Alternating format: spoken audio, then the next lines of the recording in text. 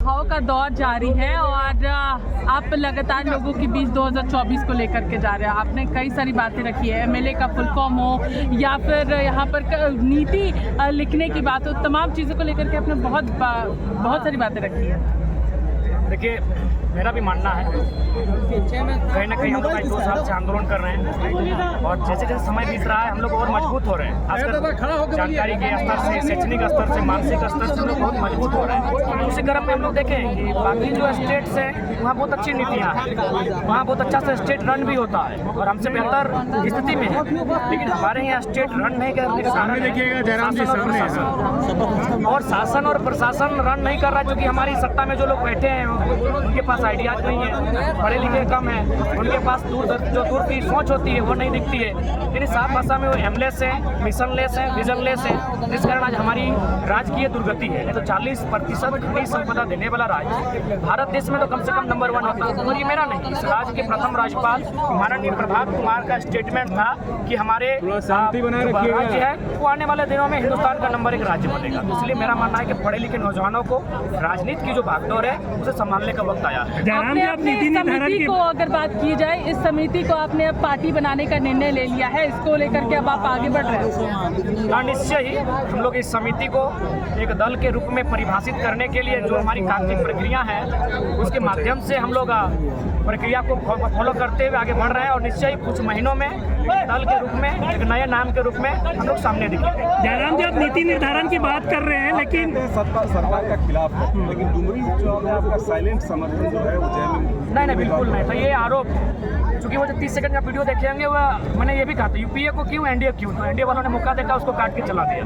तो इसलिए चूंकि आप लोग बुद्धिजीवी वर्ग हैं, मीडिया को बहुत सम्मान है, आप लोग एकेडमिक लोग हैं, वो 30 सेकंड के वीडियो पे ना जाए। हमने स्पष्ट कहा था ये चूंकि सीट किसी की डेथ के कारण खाली हुआ है, तो हम लोग जब चुनावी सफर की शुरुआत करेंगे फ्रेश सीट से करेंगे और संभव है 2024 में ही करेंगे। जयराम जी, आप नीति निर्धारण की बात कर रहे हैं, लेकिन अभी शिक्षकों की जो बहाली आई थी उसको हाईकोर्ट ने रोक लगा दिया। फिर से एक बार जो है बेरोजगार युवा जो है वो परेशान है कि किस तरीके से उन्हें आगे नौकरी सरकार ये देगी या नहीं देगी। देखिए, नीति निर्धारण राज्य में एक बहुत ही चैलेंजिंग विषय है। सामने देख बिल्कुल सामने आप 23 सालों के झारखंड को देखिए, इसका प्रमुख कारण यही है कि झारखंड एक अपने पे से गुलाम है। बाकी जो भी राज्य हैं वहाँ परतंत्र नहीं स्वतंत्र है, स्वतंत्रता है।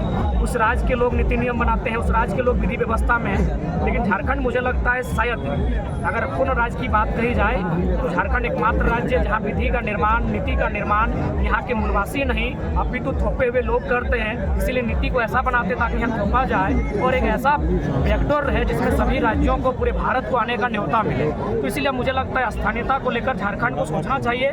झारखंड के प्रत्येक नौजवान 3.25 करोड़ की आबादी को सोचना चाहिए कि झारखंड में किस प्रकार से यहाँ के लोगों के, मूल लोगों के हक को छीना जा रहा है, उनके हक को किसी और को बेचा जा रहा है। आज सोचने का समय है, नहीं तो 20 सालों में झारखंड एक खंडहर विस्थापित क्षेत्र के अलावा कुछ नहीं दिखेगा। जयराम जी, वन नेशन वन इलेक्शन का समर्थन करते हैं क्या आप? राजनीतिक दलों का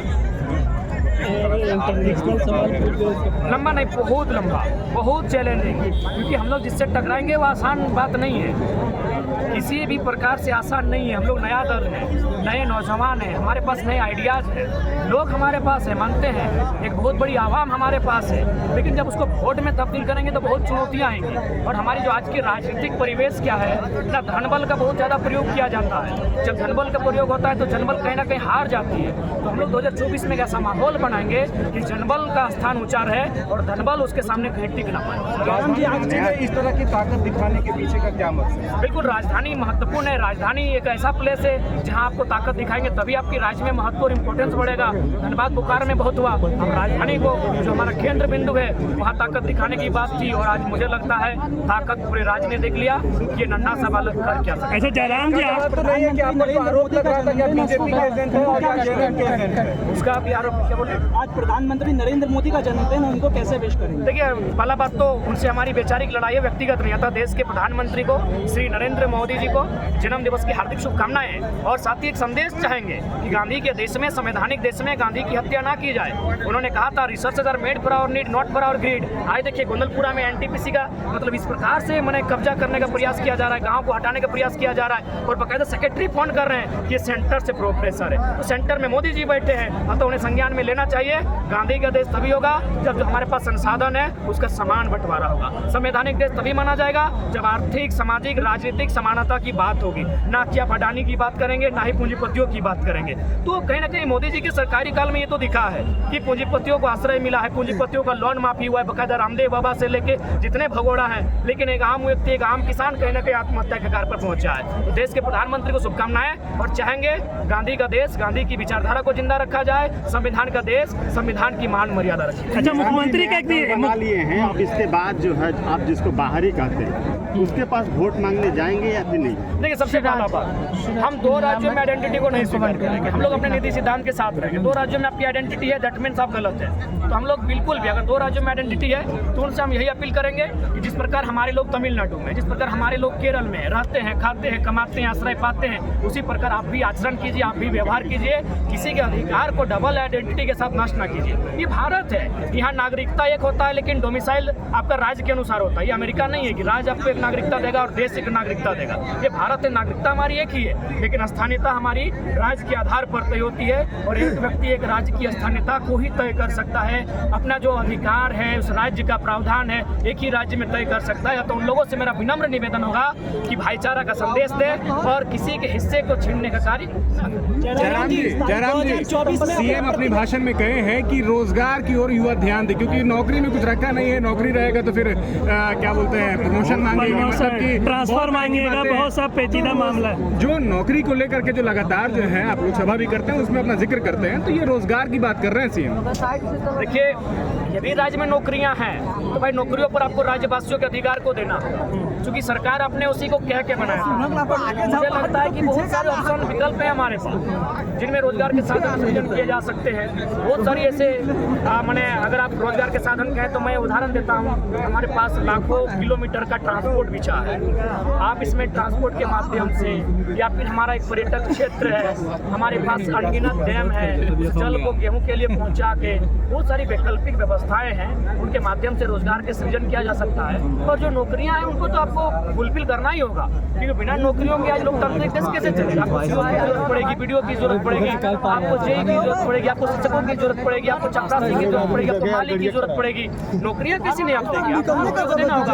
अब आप इनको टेंडर लगा के आउटसोर्सिंग के माध्यम से अगर शिक्षा को भी बेचेंगे, तमाम वैकेंसियों को बेचेंगे, तो झारखंड के पास कुछ नहीं बचेगा। इसलिए राज्य सरकार अगर ये बयान देती है तो दुर्भाग्य है। अगर ऐसा ही करना है तो ठीक है, मुर्गा मुर्गी पालन करें। आप बसंत सोरेन को टिकट क्यों दिए, मधु सोरेन को देते हैं। आज ये तो गनीमत है कि आपके परिवार में 4 लोग पीट पाट है, इसलिए 3 को विधायक, एक सांसद है। 18 लोग पीट पाट होते तो मुझे लगता है संथाल परगना की 18 सीटें आपकी होती। तो ये ड्रामा मुख्यमंत्री ना करें, एक ऐसे राज्य का निर्माण करें क्योंकि लोगों ने उम्मीद के साथ, मूलवासी आदिवासियों ने बहुत उम्मीद के साथ उनको लाया है, उनकी उम्मीदों पर। अच्छा जयराम जी, आप 32 की बात करते हैं, 32 की आप बात, कौमी समाज का आंदोलन शुरू हो रहा है एसटी सूची में शामिल करने को लेकर के, उस पर क्या कहेंगे, उस पर क्या? देखिए, भारत एक संवैधानिक देश है। इस संविधान के देश में हर किसी को अपने संविधान के दायरे में रखकर अपने अधिकार को मांगने का अधिकार है। बाकायदा कुर्मियों का जो इतिहास रहा है, आप भी जानते हैं कि खेती से उनका इतिहास रहा है। यहाँ के मैंने आदिवासीता लोग हैं, कहीं ना कहीं उसके साथ छल इसलिए हुआ है क्योंकि मैक्सिमम जो उद्योग है उनकी ज़मीनों पर है। तो इसलिए मेरे सभी भाइयों को भी ये सोचने की आवश्यकता है कि उनकी लड़ाई एक ऐसी लड़ाई है जो पीड़ित है। आपको मजाक लगेगा, कुड़माली जो भाषा है, हाल फिलहाल 2011 की जनगणना में मात्र 43 दिखाया गया। तो सोचिए, जिसकी आबादी पूरे आसपास के 3 राज्यों में 2 करोड़ 2.5 करोड़ है, उनकी भाषा को 43। तो ये कहीं ना कहीं राजनीतिक षड्यंत्र है उनको मिटाने का, उनको नष्ट करने का। तो हम तो बार बार कहते हैं, बाकायदा हमको जब पूरा बात रखने का मौका दीजिएगा तो जो अभी विवाद चलता है उस पर भी हमारे पास विकल्प है। जब हमने कहा कि EWS जिसको कोई जानता नहीं था, उसको लोगों ने धरातल पर लाया, तो आप केंद्र की सूची में जो है रहने दीजिए। राज्य को अगर समस्या होती है बाकायदा तो हम ये भी तर्क देते हैं कि आज पहाड़िया जनजाति, बिरोहरी जनजाति, बिरोजिया जनजाति, ये बाकी जनजातियों के साथ मुकाबला नहीं कर पाएंगे। तो उनके लिए भी एक स्पेशल ट्राइब्स में आप रखें। तो ठीक उसी प्रकार किसी भी प्रकार आपसी मतभेद ना हो, ये मांग उनकी आज सदियों से चली आ रही है। ये संवैधानिक मांग है और भारत का संविधान, राष्ट्रपति को अधिकार है, संसद को अधिकार है किसी को सूची में डालना, हटाना। लोकुर कमेटी बनी 1965 में, तो ये भारत एक स्वतंत्र देश है, लोकतंत्र देश है, लोकतंत्र में लोगों की मांगने को आदिवासी लोग तो विरोध कर रहे हैं, बोल रहे हैं कि आप लोग जो है उनका हक अधिकार छीनने की कोशिश कर रहे हैं। एक बात बताइए, आज तो मोटा मोटी वो समुदाय सूचीबद्ध नहीं है, आज तो सूचीबद्ध नहीं है, अभी कब होगा नहीं होगा ये अलग विषय है, लेकिन आज आदिवासियों के साथ किसने अन्याय किया है? देखिए रांची की स्थिति देखिए, जहाँ जहाँ उनका आशियाना है, जहाँ जहाँ उनका ठिकाना है, तो ये केवल एक भ्रम फैलाया जा रहा है। हम तो कहते हैं अगर ऐसा बात होता है तो राज्य सूची एक बनाई जाए, जिसमें एक फार्मिंग ट्राइब तय किया जाए, एक प्रिमिटिव ट्राइब तय किया जाए, केंद्र सूची एक रहे। आखिर बाकी राज्यों में कहीं अदर बैकवर्ड कास्ट 1-2 है, MBC है, OBC है, BC1 है, BC2 है, लेकिन केंद्र सूची में एक है। EWS कोई नहीं जानता था, 2016 में अचानक आके टपका, क्यों? समय की मांग थी, तो विवाद ना हो, एक तरह समस्या का समाधान हो, लेकिन किसी का अधिकार कोई ना छीने। और मैं बाकायदा ये बात आपको बताना चाहूँगा, यहाँ अगर शोषण होता है तो आम से आप सोचते हैं दलित उत्पीड़न, आम दलित का उत्पीड़न होता है, आदिवासी उत्पीड़न तो आम आदिवासी का उत्पीड़न होता है, लेकिन कुर्मी एक ऐसा समुदाय है, मुझे लगता है नफरत की नहीं, वो साजिशों का शिकार हुआ है। आज 2 नेता कोरोना में जूझे, दोनों कुर्मी के थे। It's not coincidence, it's conspiracy. आज जगन्नाथ महतो दुनिया में नहीं है, श्रद्धांजलि। दूसरा नेता भी कुर्मी का बेटा है, इंद्रजीत महतो। पहले हम प्रार्थना करते सभी धर्म, सभी समुदाय, सभी आस्था को कि वो इंसान स्वस्थ हो, तो साजिशों से जूझ रहा है वो समुदाय। मीडिया बंधु कभी दिखाइए, सुनील दास की हत्या हुई, लेकिन जो दूसरा शख्स मारा गया तो उनके सामने प्रभाकर महतो था। क्यों मारा गया? इसीलिए मारा गया। जयराम जी, लेकिन जयराम जी आप ये बताइए कि आपने संजय सेठ का जिक्र किया आपने, और आपने ये कहा कि बाहरी सांसद है, मतलब वो राजस्थान के या कहीं का भी रहे, तो क्या लोकतंत्र में ये इजाजत नहीं है कि कोई कहीं भी जाकर के प्रतिनिधित्व कर सकता है? नहीं, सही बात है। भारतीय लोकतंत्र में कोई विधानसभा लोकसभा का चुनाव कोई कहीं से लड़ सकता है। झारखंड के लोग आज तक कभी बिहार, यूपी, बंगाल से नहीं लड़े हैं, तो ये थोपा हुआ लीडर क्यों? कि हमारे पास लीडरशिप की कमी है। उनको जनादेश मिला था ना, आप ये मानते हैं कि नहीं मानते? नहीं, ठीक है, जनादेश इसलिए मिला था कि हमको कमजोर करके रखा गया। इट्स प्लानिंग है, हमें आर्थिक कमजोर बना के रखा गया, हमें राजनीतिक कमजोर बना के रखा गया, हमें सामाजिक कमजोर। आज जो आदिवासी मूलवासी को टकराया जा रहा है, कहीं ना कहीं सामाजिक कमजोरी कमजोर करने के लिए, ताकि वे लोग आसानी से शासन और शोषण कर सके। तो इसलिए ठीक है, जनादेश है, लेकिन इसलिए जनादेश है क्योंकि मरता का कुछ नहीं होता है, वो किसी के भी शरण में चला जाता है। तो वही हाल हमारा है, इन्होंने हमें कहीं ना कहीं पंगु बनाकर रखा है। 70 सालों में हमारा दोहन हुआ है। आज देखिए, इतना बड़ा जमीन अधिग्रहण हमारा होता है, यूपी, बिहार, बंगाल, MP वालों को यहाँ बसाया जाता है, बड़े बड़े उद्योगपतियों को हमारे जमीनों का अलॉटमेंट किया जाता है। तो ये अन्यायकारी, दमनकारी नीतियाँ हैं जिसका हम लोग विरोध करते हैं, और इसी के साथ 2024 में हम लोग एक बदलाव की संखनाद करते हैं जो राज्य के लिए एक बेहतर लेके आए। जयराम जी आप भी दिखाई कोई बड़ा इशू नहीं है देव बाबू।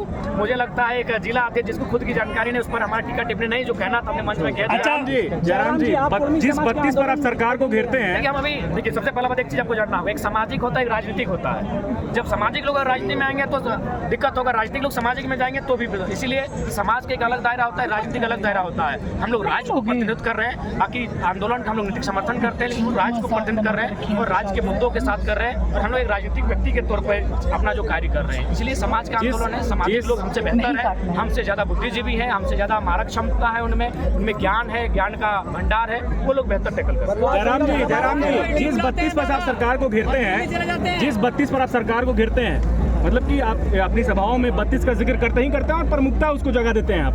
वही सरकार, मतलब जो मौजूदा सरकार है यहाँ पर, वो 32 को लेकर के जो है कैबिनेट से पास करती है, विधानसभा से पारित करती है, तो वो कहीं ना कहीं जो है 32 को लेकर के वो जो है वो भी मुखर है। लेकिन आप जो है, चूंकि संवैधानिक तौर पर आप देखेंगे, चाहे कॉन्स्टिट्यूशनल लेवल पर देखेंगे या हाईकोर्ट की तरफ से जो भी